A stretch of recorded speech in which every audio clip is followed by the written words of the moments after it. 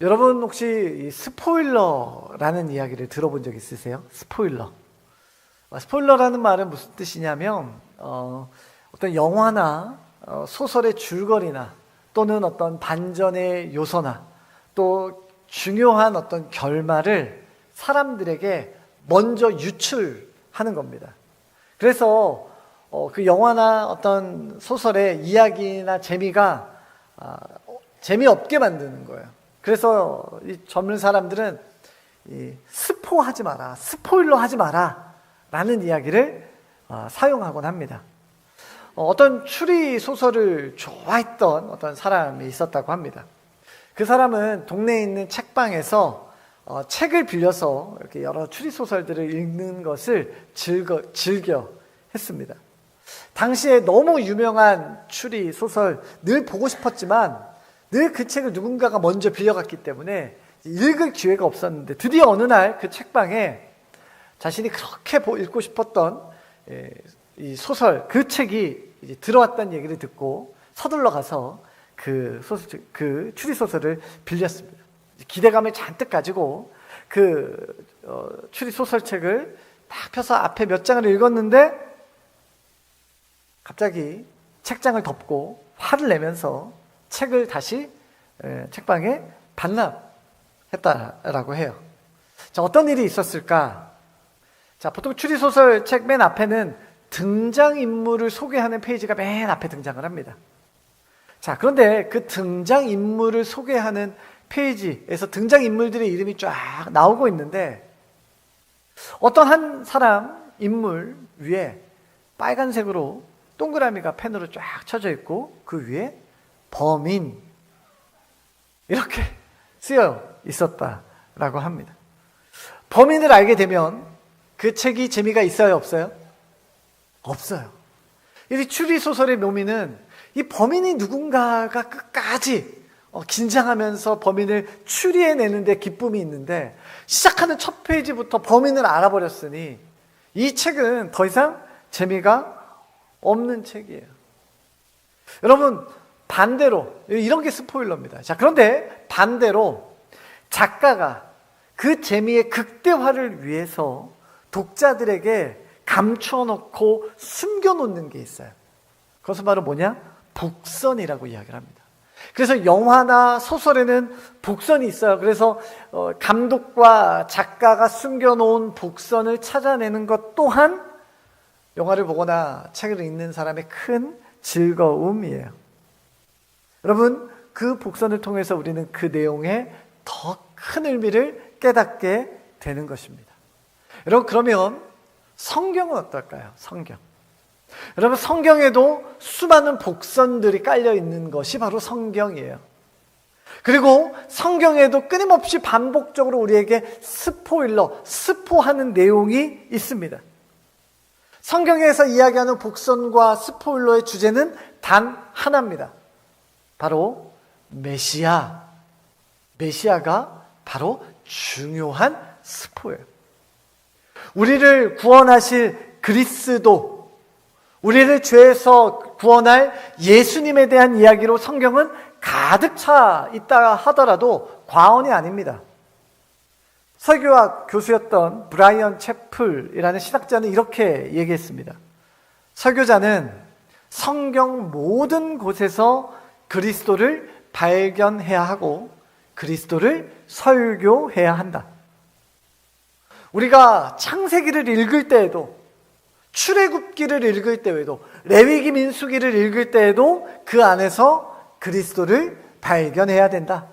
시편과 잠언을 읽을 때도 그 안에서 그리스도를 발견할 수 있어야 된다. 이사야, 예레미야, 에스겔 이런 것들을 읽을 때에도 예수님을 발견할 수 있어야 된다. 아니, 거기에는 예수님의 예자도 없는데, 예수님의 예자도 그곳에 쓰여져 있지 않는데 그곳에서 예수님을 발견할 수 있습니까? 있습니다. 우리는 성경의 모든 곳에서 우리의 구원자이신 예수 그리스도를 발견할 수 있습니다. 자, 그 말은 뭐예요? 그래서 성경은 모든 곳에서 한 인물을 우리에게 스포일러하고 있는 거예요.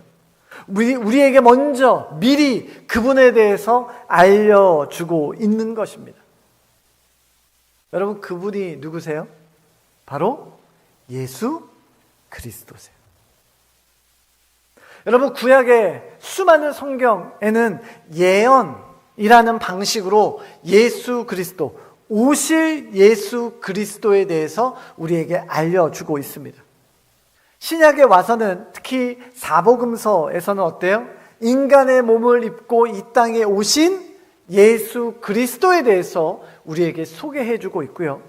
또 서신서와 마지막에 기록되어져 있는 요한계시록은 어떻습니까?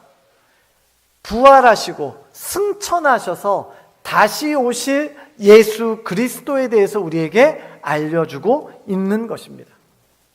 때문에 성경은 이렇게 두꺼운 책이지만 이 두꺼운 성경을 한마디로 말하면 무엇인가? 바로 예수 그리스도에 대해서 우리에게 먼저 알려주고 있는 것이 바로 성경이에요. 그래서 성경의 유일한 스포일러는 바로 예수님입니다. 여러분, 이 긴 문장을 요한복음에 와서는 딱 한마디로 이것을 정리합니다. 그 표현이 바로 무엇이냐? 표적이라는 단어예요.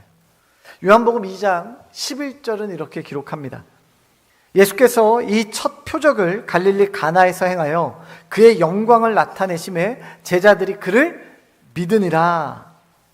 예수님께서 이 첫 표적을 갈릴리 가나에서 행했다라고 성경은 기록합니다. 자, 여러분, 표적이라는 말은 헬라어로 세메이온이라는 단어예요. 자, 이 말은 무슨 말이냐? 원래는 표시 또는 증거, 이런 뜻입니다. 쉽게 말하면 자동차 이정표와 같다 생각하시면 돼요. 우리가 신천을 이렇게 자동차로 운전하다 보면 이 도로 위에 이정표가 있습니다. 오른쪽으로 이렇게 꺾여 있고 수성못 4km 이렇게 적혀 있어요. 그러면 여기서 오른쪽으로 빠져가지고 4km만 가면 수성못이 거기 있구나.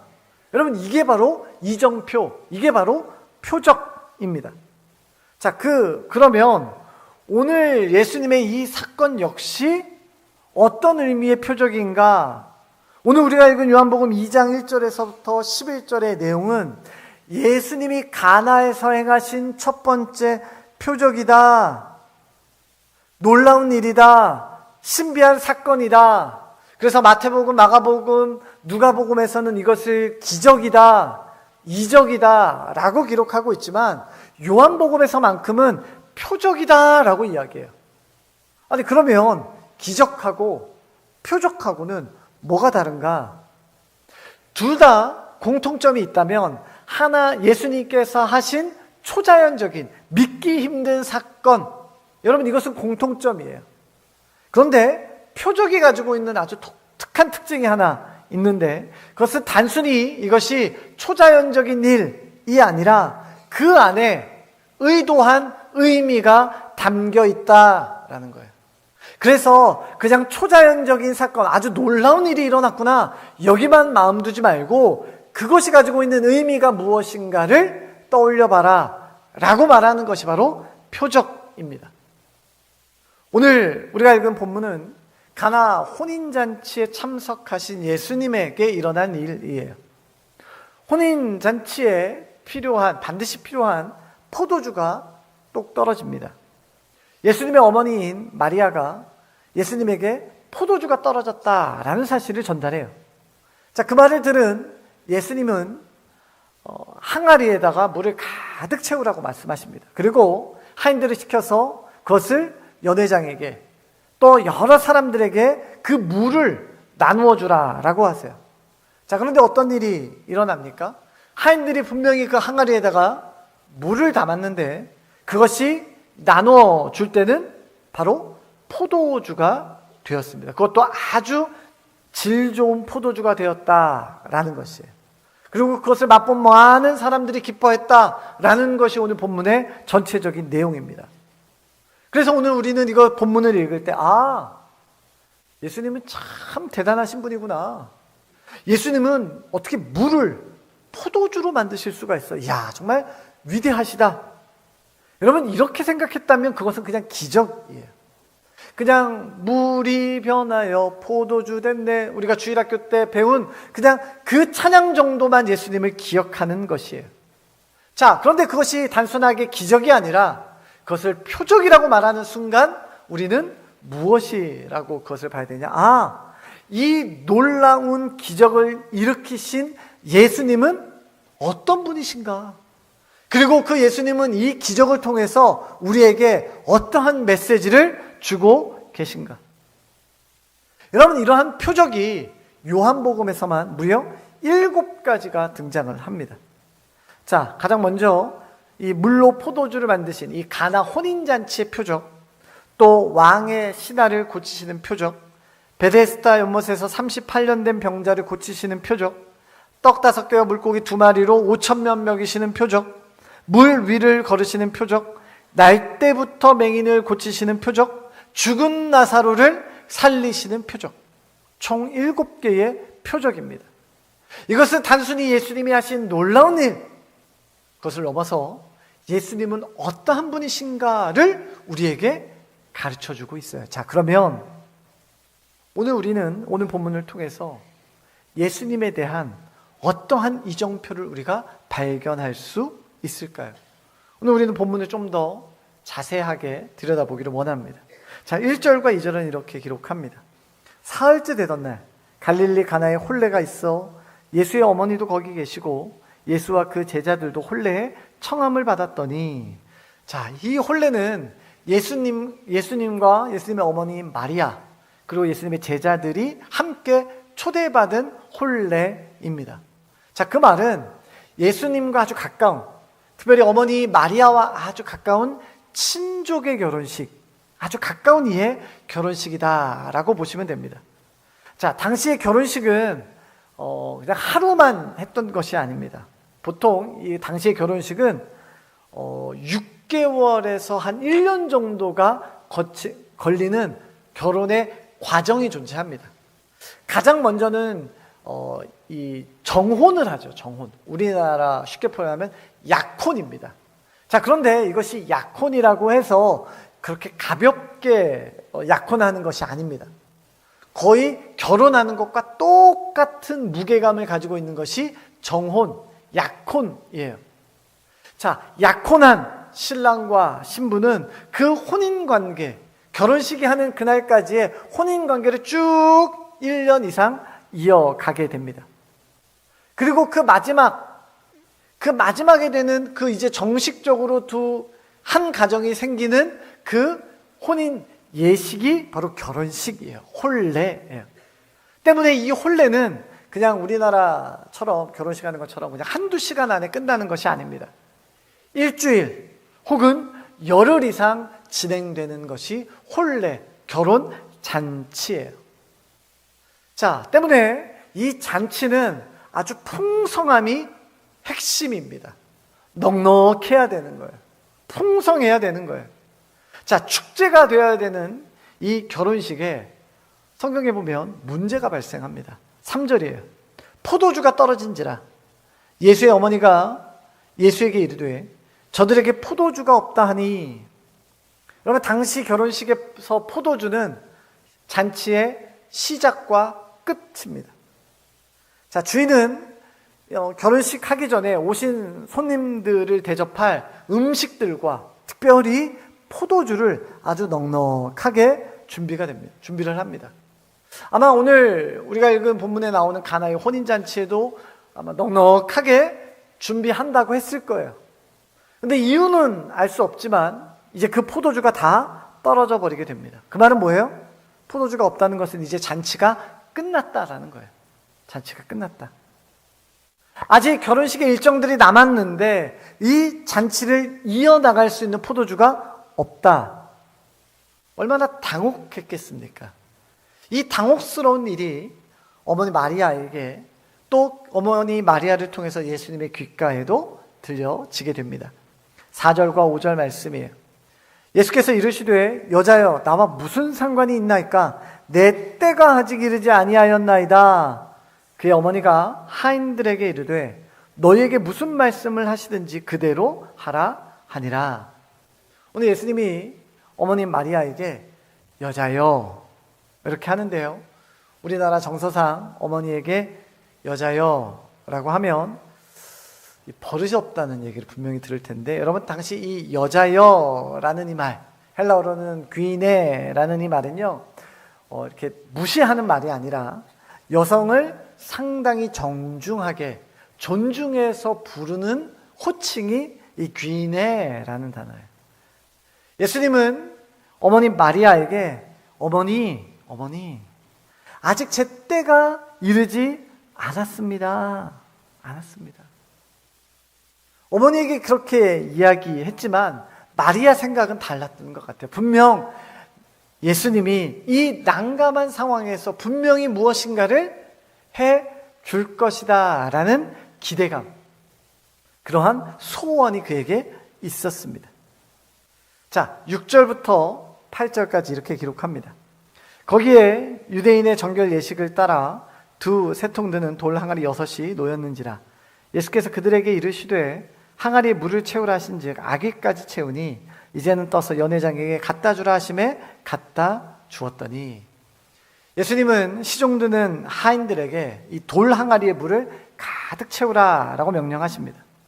여러분, 이 항아리에 있는 물, 이거는 보통 어떨 때 성경에 보면 정결 예식을 따라 라고 되어 있는데, 이 말은 무슨 말이냐, 유대인들은 외부에 외출했다가 들어올 때 손을 씻거나 또는 먼지가 가득 묻은 발을 씻을 때 사용하는 바로 이 물 항아리입니다. 그러니까 손 씻고 발 씻을 때 쓰는 물이에요. 그리고 예수님께서 그 항아리를 채우라라고 말씀하셨다면 그 항아리에는 물이 비어 있었다라는 뜻입니다. 그 말은 뭐냐면 잔치에 초대된 많은 사람들이 이미 그 물로 손과 발을 씻었다라는 거죠. 자, 예수님은 그 항아리에 물을 가득 채우라 명령하십니다. 그리고 연회, 잔치에 참여한 사람들에게 그 항아리에 있는 물을 나누어라, 전달하라 라고 해요. 여러분, 그때 일어난 일이 뭡니까? 우리가 잘 아는 것처럼 물이 변해서 포도주가 되는 기적을 체험하게 됩니다. 9절과 10절이에요. 연회장은 물로 된 포도주를 맛보고도 어디서 났는지 알지 못하되 물을 떠온 하인들은 알더라. 연회장이 신랑을 불러 말하되 사람마다 먼저 좋은 포도주를 내고 취한 후에 낮은 것을 내거늘 그대는 지금까지 좋은 포도주를 두었도다 하니라. 여러분, 오늘 우리가 본문을 읽을 때 자칫 야, 물이 어떻게 포도주가 됐지? 하며 이 신비한 기적에만 우리의 마음을 둔다면 오늘 이 기적이 말하고자 하는 것은 우리는 놓치게 되고 말 것입니다. 여러분, 예수님은 어떤 분이십니까? 하나님의 아들이세요. 온 우주 만물을, 세상을 창조하신, 말씀 한마디로 창조하신 분이 우리 하나님이십니다. 예수님은 그 창조에 함께 하신 분이세요. 때문에 물로 포도주를 만드는 것, 어쩌면 예수님에게는 그게 그렇게 어렵지 않은 것일 것입니다. 자, 그러면 오늘 예수님은 왜 이 일을 하셨는가? 우리가 질문해 봐야 되는 것이죠. 예수님은 아직 내 때가 이르지 않았다라고 말씀하셨음에도 불구하고 이 놀라운 일을 보여주십니다. 그 이유가 뭘까요?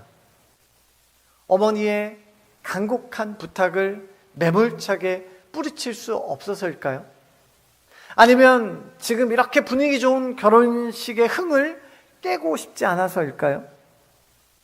여러분, 단순히 그 이유만은 아니었을 것입니다. 예수님은 이 표적을 통해서 우리에게 중요한 사실 한 가지를 말씀해 주고 계세요. 저를 한번 따라해 볼까요? 예수님과 함께 할 때만이, 다시 예수님과 함께 할 때만이 기쁨이 회복됩니다. 뭐가 회복된다고요? 기쁨이 회복된다고요. 누구와 함께 할 때만이? 예수님과 함께 할 때만이. 여러분, 세상에 있는 많은 사람들이 원하는, 세상에 있는 사람들이 원하는 인생은 어떤 인생이에요? 걱정 없는 인생이죠. 염려 없는 삶을 원합니다. 그래서 내 삶에 혹여나 걱정이 될 만한 일들, 위험이 될 만한 일들, 위협이 될 만한 것들을 다 제거하면서 살아가는 것이 우리의 인생이에요. 삶의 어려움이 만났을 때 그래도 최소한 좀 돈이 있어야 그 어려움을 내가 좀 해결할 수 있지 않겠어? 하면서 사람들은 돈을 모읍니다. 내 건강이 상할 수 있기 때문에 늘 부지런히 운동을 해요. 여러분, 이게 다 뭐예요? 혹여라도 벌어질 수 있는 좋지 않는 상황들을 나름 대비하고 있는 것 아니에요? 여러분, 그런데 어떻습니까? 그것들을 아무리 내가 대비를 잘 해놨다 하더라도 여러분, 위기라는 것은 막을 길이 없이 갑자기 찾아오게 되는 것입니다. 그리고 그것은 내 힘으로 어떻게 막아낼 수가 없어요. 마치 오늘이 혼인 잔치를 위해서 미리미리 음식과 포도주를 잘 준비한다고 준비했지만 갑자기 포도주가 떨어져 버리는 것과 같은 것이에요. 결혼식에 참여해서 연회장이 주는 그 맛있는 포도주를 취해서 거기 모여있는 많은 사람들과 행복하게 하루하루를 보내는 것이 익숙해져 버렸어요. 그래서 지금 먹는 이 포도주가 계속 될 것이다 라고 생각했습니다. 여러분, 그런데 사람의 손으로 만든 포도주, 나를 기쁘게 만들어주는 그 포도주, 여러분, 그것엔 한계가 있어요. 준비한 모든 포도주를 나누고 나면 그 축제는 끝이 나게 되는 것이에요. 여러분, 제가 어떤 책을 보니까 이런 글이 있더라고요. 행복한 나로 만드는 마법의 주문 7가지. 이 7가지를 늘 마음속에 떠올리고 있으면 행복하게 된대요. 첫 번째, 걱정하지 말자. 둘째, 나는 부자가 될 수 있다. 셋째, 내게 사랑이 찾아오고 있다. 넷째, 나는 중요한 일을 하고 있다. 다섯째, 나는 건강하다. 여섯째, 좋은 것만 생각하자. 일곱째, 나는 그들을 사랑한다. 작가는 이 7가지를 마음 가운데 늘 떠올리고 있으면 정말 행복하게 살 수 있다. 그렇게 될 것이다. 라고 이야기해요. 저는 이 글을 쓴 작가의 마음을 이해합니다. 그런데 제가 볼 때 그것은 마취, 그것도 국소 마취하는 것과 같아요. 여러분, 국소 마취 아시죠? 큰 수술하는 전신 마취 말고 작은 수술할 때 주사로 딱 놓으면 일정 부분만 마취가 되는 거예요. 분명히 거기에 통증이 있는데 이제는 통증이 느껴지지 않는 거죠. 마취 주사를 놓으면 아무리 그 부분을 꼬집고 그 부분을 당기고 심지어는 그 부분을 칼로 베어도 아무런 감각이 느껴지지 않습니다. 나는 부자가 될 수 있고 나에게 사랑이 찾아오고 나는 건강할 수 있고 마치 이런 것들을 내 마음 가운데 되뇌이며 마치 우리가 마취되는 것처럼 진짜 그렇게 될 것 같고 정말 그것이 내게 찾아올 것 같은 생각이 드는 것이에요. 자, 그런데 여러분, 그것은 오래 갈 수 없어요. 잠깐 통증을 잊게 해줄 수는 있지만 마취가 풀고 나면 그 통증은 배가가 돼서 우리에게 다가오는 것입니다. 그런데 오늘 성경은 잠깐이 아니라 마르지 않고 늘 공급하시는 예수 그리스도를 우리에게 알려주고 있는 것이에요. 물로 포도주를 만들었다라는 것보다 더 우리가 보아야 될 건 예수님은 물 항아리 6개 뿐만 아니라 그곳에 물 항아리가 60개가 있었다면 그 60개의 전부를 600개가 있었다면 그 600개 항아리에 모여있는 물 전부를 포도주로 만드실 수 있다라는 분이 뜻이에요. 여러분, 사람이 계획하는 기쁨에는 한계가 분명히 존재합니다. 그런데 예수님이 주시는 기쁨에는 무엇이 없어요? 한계가 없어요. 한이 없는 기쁨, 예수님이 주시는 기쁨만이 오직 우리에게 만족함을 줄 뿐만 아니라 한이 없고 끝이 없습니다. 성경은 그것을 가르쳐서 충만이라고 표현해요. 요한복음 15장 11절은 이렇게 기록합니다. 내가 이것을 너희에게 이름은 내 기쁨이 너희 안에 있어 너희 기쁨을 충만하게 하려 함이라.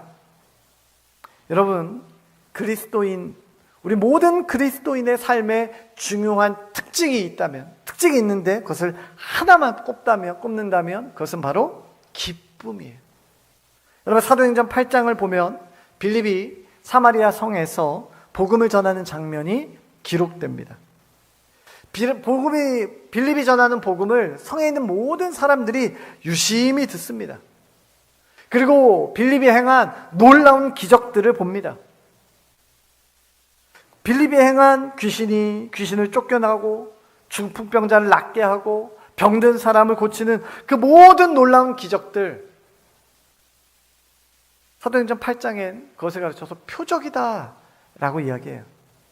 그 모든 일이 있은 후에 사도행전 8장 8절은 그 모든 사건을 한마디로 이렇게 표현합니다. 그 성에 큰 기쁨이 있더라. 내가 주님을 따라가고 내가 주님과 동행하며 내가 주님 안에서 믿음 생활 잘하고 있고 내가 이렇게 하는 것이 맞나? 라는 생각이 들 때 우리는 한 가지를 점검해 보시면 돼요. 내 안에 기쁨이 있는가라는 거예요. 내가 신앙생활 하는데 기쁨이 있는가? 여러분에게 한번 질문해 볼까요? 여러분 믿음 생활을 오래 하셨는데요, 여러분에게 기쁨이 있으십니까? 여러분 신앙생활 하는 게 정말 행복하세요? 기쁘세요? 교회 와서 예배 드리는 것이 기쁘십니까? 행복하십니까? 주님의 일을 위하여 살아가는 것이 내게 기쁨의 근원이세요? 여러분 기쁨의 반대말이 뭘까요? 슬픔일까요? 아닙니다. 기쁨의 반대말은 무감각이에요. 무감각. 여러분 기쁨은 하나님을 향한 나의 반응이에요. 내 외적인 표현이에요. 때문에 우리는 기뻐하는 자들이 모여 예배하고 찬양하고 하나님 앞에 기도하며 섬기며 헌신하는 것 아닙니까? 때문에 우리의 모든 신앙의 가장 중심에 있어야 될 것은 바로 그 기쁨이에요. 그런데 내가 그 기쁨에서 이제 무감각해져 버렸다면 나에게 어떠한 감격도, 어떠한 두근거림도, 어떠한 열정도 우리가 안에 식어 버렸다면 여러분 그것은 하나님이 원하시는 삶이 아닐 가능성이 크다라는 것을 여러분 우리가 기억해야 합니다. 사랑하는 성도 여러분, 예수님이 주시는, 오직 예수님만이 우리에게 주시는 그 은혜의 기쁨을 사모하는 여러분 되시기를 주님의 이름으로 축원합니다. 여러분 나에게 드린 내게 예배가, 내가 하나님께 올려드린 기도와 나의 수고와 나의 헌신이 내 깊은 곳에서 끊임없이 샘솟는 그 은혜의 기쁨으로부터 출발해야 할 것을 우리는 반드시 기억해야 되는 거예요. 그것이 바로 행복한 삶입니다. 사랑하는 성도 여러분, 우리가 주님 안에서 크고 놀라운 기쁨을 누리며 여러분의 인생을 살아가는 복된 그리스도인들 되시기를 주님의 이름으로 축복합니다. 여러분 계속해서 11절 말씀을 보면 마지막에 이렇게 기록해요. 예수께서 이 첫 표적을 갈릴리 가나에서 행하여 그의 영광을 나타내심에 제자들이 그를 믿으니라. 여러분 포도주가 떨어진 것은 큰 위기였습니다. 하지만 그 위기를 눈치챈 것은 상당히 소수였어요. 마리아와 또 하인들, 또 아마 결혼식을 주최하는 사람 정도만 이 위기를 알았을 것입니다. 자, 하지만 예수님께서 이 위기에 개입하시자 이 잔치는 전혀 다른 기쁨을 얻는 잔치로 변화되게 됩니다. 사랑하는 성도 여러분, 하나님은 지금 우리를 영원한 하나님의 베푸신 잔치로 우리를 초대하고 계십니다. 여러분, 인간이 베푼 잔치는 언젠간 끝이 납니다. 예수님의 기적을 맛보았던 이 가나의 혼인잔치 역시 위기는 있었지만 예수님의 기적으로 말미암아 좋은 것들이 공급되고 아마 모든 일정이 잘 마치고 끝이 났을 것입니다. 가나의 혼인잔치는 끝이 났어요. 그런데 예수님은 오늘 이 사건을 통해서 우리에게 무엇을 말씀하고 계십니까? 예수님과 함께한 잔치, 예수님과 동행하는 그 잔치는 영원히 멈추지 않고 계속 지속될 것이다 라는 것이에요. 그것이 예수님이 말씀하시고자 하는 표적입니다. 우리가 구원이신 예수 그리스도와 영원히 함께할 때 영원한 천국 잔치에 참여하게 되는 것, 이것이 바로 우리에게 주신 표적, 우리에게 주신 이정표다라는 것이죠. 여러분, 가나 혼인잔치를 통해서 제자들은 예수님을 믿었다라고 성경은 기록합니다. 무엇을 믿었다라는 거예요? 예수님과 함께 할 때만이 천국의 잔치를 우리의 삶에서 맛보게 되는 것입니다. 여러분, 교회 다니는 이유가 뭡니까? 우리가 왜 교회 다닐까요? 구원받으려고? 죽어서 천국 가려고? 예수님 믿으면 복 받으니까? 모두 다 맞는 말입니다. 그런데 약간 설명이 좀 필요해요. 하나님이 우리를 주님의 자녀로 부르셨습니다. 여러분, 내가 착하게 살아서, 내가 교회를 열심히 한 번도 빠지지 않고 다녀서, 내가 때로는 어려운 사람을 돕는 일을 많이 해서 내가 하나님께 구원받은 것이 아닙니다. 하나님이 구원이라는 선물을 우리에게 주셨어요. 하나님이 우리에게 주신 구원에 감격하여 우리는 뭐예요? 하나님을 예배하는 삶을 살아가는 것입니다. 죽어서 가는 천국, 물론 중요해요. 그런데 우리가 주님과 동행할 때 내가 이 땅에서 하나님의 통치를 받으며 살아가는, 내가 이 땅에서 누리는 천국 백성의 삶 역시 중요한 것입니다. 여러분, 예수 믿으면 복이 옵니다. 하지만 만사형통을 말하고 있진 않아요.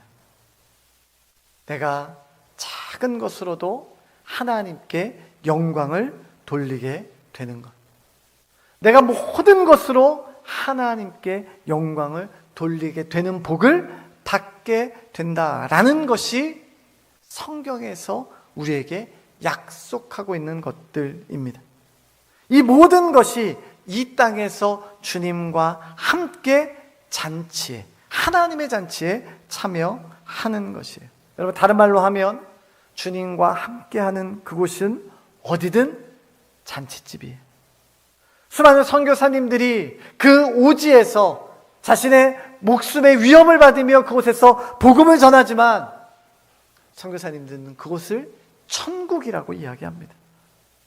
우리는 수고하고 땀 흘리며 헌신하지만 그것을 천국이다라고 이야기합니다.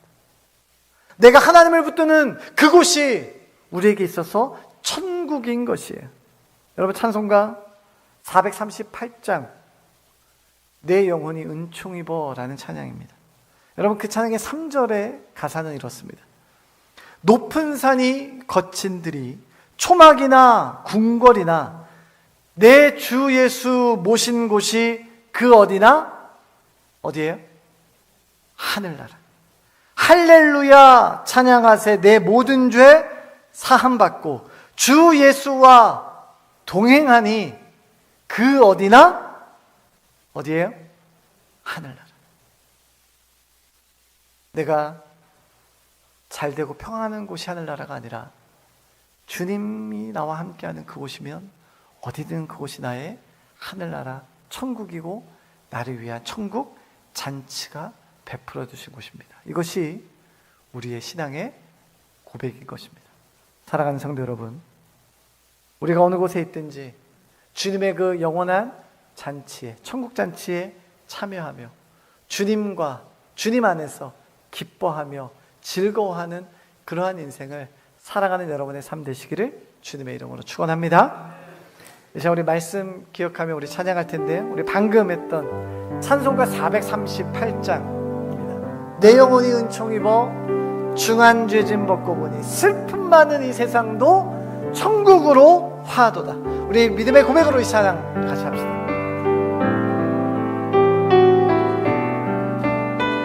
내 영혼이 내 영혼이 은총 입어 중한 죄짐 벗고 보니 슬픔 많은 이 세상도 천국으로 내 영혼이 은총 입어 내 영혼이 은총 입어 중한 죄짐 벗고 보니 슬픔 많은 이 세상도 천국으로 와도다.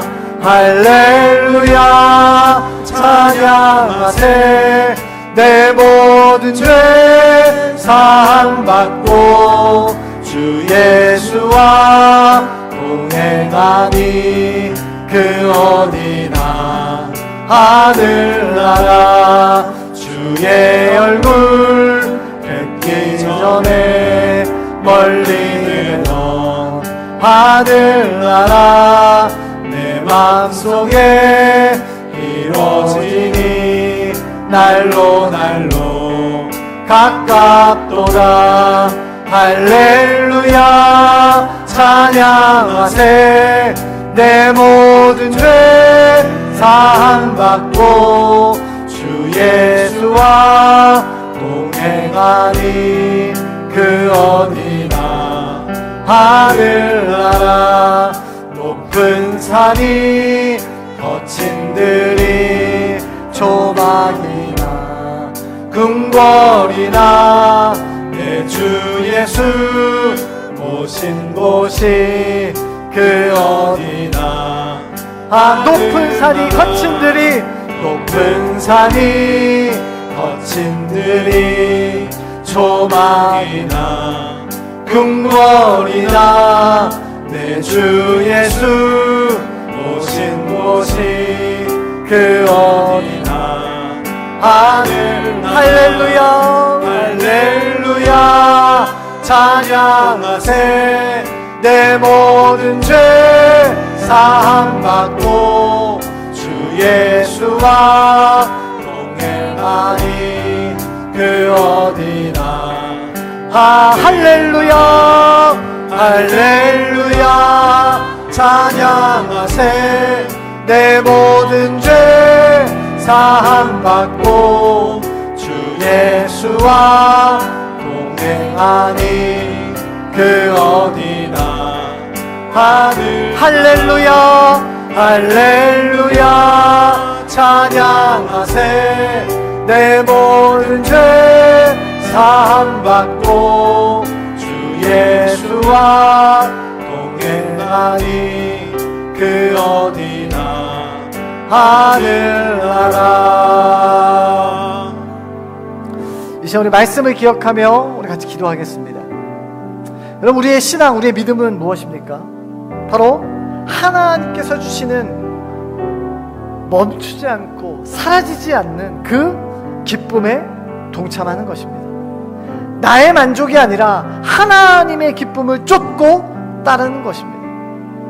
그렇다면 성도 여러분, 그러면 나는 그 기쁨을 누리고 있습니까? 어느덧 무감각해져 버려. 성경에서 나오는 수많은 기쁨들이 내게 울림이 되지 않고 내 심장이 두근거리지 않게 된 하나님, 나의 이 무감각을 주님의 은혜로 말미암아 물이 변하여 포도주로 바꿔주신 그 예수님의 능력으로 말미암아 주님, 내 안에 기쁨을, 그 참된 기쁨을 허락하여 주시옵소서. 내 안에 구원의 기쁨과 말씀의 기쁨, 아름다운 헌신의 섬김이 있게 하여 주시옵소서. 내가 습관이 아니라 전심으로 주님을 따라 살아가는 자 되게 하여 주시옵소서. 나의 일상에서 천국의 기쁨을 누리는 자 되게 하여 주시옵소서. 이 시간에 우리 주님 이름 한번 부르짖고 같이 한 목소리로 기도합니다. 주여